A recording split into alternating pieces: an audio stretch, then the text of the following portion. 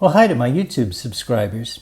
Well, it's never been easier to visit Thailand for a short stay of 30 days or less if you're from one of the many countries for which a visa exemption is supported. And I'll provide a link to a list of these countries in the description of this video. Now, the reason I say this is that at the moment, all you need to show to enter the country on a visa exemption is the boarding pass for the flight you arrived on and your passport. Now, in the past, you might have been asked for an onward or return ticket, a hotel reservation, or, rarely, proof that you have some money. At the moment, signs at immigration, at least at the airports in Phuket and Bangkok, say that they only want to see your passport and your boarding pass. It's a very fast and easy process. So this is why I say that it's never been easier to enter Thailand for 30 days or less. Now, if you want to stay more than 30 days, but less than or equal to 60 days, you can get a 30-day extension at a local tourist office. This is quite easy, and I'll post a link in the description to a video that describes exactly how to do this. Now, if you're planning to stay more than 60 days, the situation is changing. In the past, you could make a short visit to a neighboring country, either by air or by land, and you would get another visa exemption on re-entry, allowing you to stay for another 30 days that could be extended by another 30 days with a visa extension. Now, lately, I've been hearing reports that some people making these border runs are being told that they need to stay outside of Thailand for a period of time before returning. One viewer said in a comment that he was told that he needed to stay out of Thailand for at least 3 days. When I called immigration in Bangkok, the officer I spoke to said that there is no set period of time. I was told that you can leave Thailand, travel around Southeast Asia, and get another visa exemption when you arrive back in Thailand. But there is no policy on how long you need to be out of the country. It's entirely up to the immigration officer. This makes it very difficult to plan.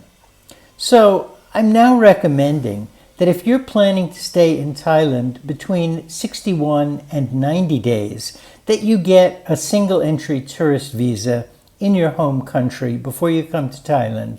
And if you're planning to stay between 91 and approximately 270 days, that you get a multi-entry tourist visa in your home country. Now, with the multi-entry tourist visa, you still need to leave Thailand after 60 days or 90 days if you get an extension. But with the multi-entry tourist visa, you won't have any problem leaving and returning to Thailand within a short period of time, even the same day. So your decision as to whether to come on a visa exemption, a single-entry tourist visa, or a multi-entry tourist visa really depends on how long you plan to stay in Thailand. And in a moment, I'll tell you exactly what kind of visa to get for your length of stay. But before that, let me just ask you to consider buying my novel, Slaughtering Girl.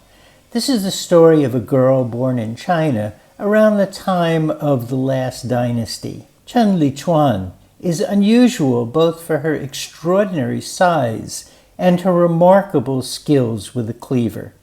In many ways, her life parallels the turbulent history of modern China. I particularly recommend listening to the audiobook narrated beautifully by Kathleen Strecker. Order information can be found in the description of this video. Okay, so here are my recommendations. If you're staying 30 days or less, just come on a visa exemption. All you need is your passport and boarding pass. Couldn't be easier. If you're staying 31 to 60 days, you have two choices. You can come on a visa exemption and then get a 30-day extension once you're in Thailand, or you can get a single-entry tourist visa in your home country and you won't have to worry about getting an extension. Of course, getting the single entry tourist visa does require filling out the application and waiting for the application to be approved, which can be a bit of a hassle. So which alternative should you choose? Well, you might base this decision on where you're going to be in Thailand. So in Bangkok, getting the visa extension is a bit of a hassle. So it might be best to go ahead and get the single entry tourist visa ahead of time. Now, where I'm at in Patong Beach, getting the visa extension is relatively easy. I've done it several times, takes a little bit of time, but it's very easy. So I would just come on the visa exemption in that case. Now, the single entry tourist visa is always a safe choice, as you would avoid having to get the visa extension if you're staying 60 days or less. Now, if you're staying between 61 and 90 days, I suggest that you just get a single entry tourist visa. Now, you'll need to get a visa extension before the first 60 days are up, but that's, as I said, an easy process. Now, if you're staying 91 up to roughly 270 days, I suggest you get a multi-entry tourist visa in your home country. Now, you still need to leave and re-enter Thailand every 90 days, assuming you get a visa extension. But you won't have any problem leaving and re-entering because you've got the multi-entry tourist visa in your hand. You've paid for that privilege.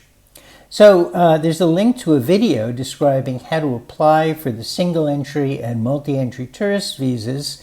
I'll put that in the description of the video. I'll also put a link to a video describing exactly how to get the visa extension and a link to the countries for which visa exemption is supported. So I hope this is helpful, and see you next time.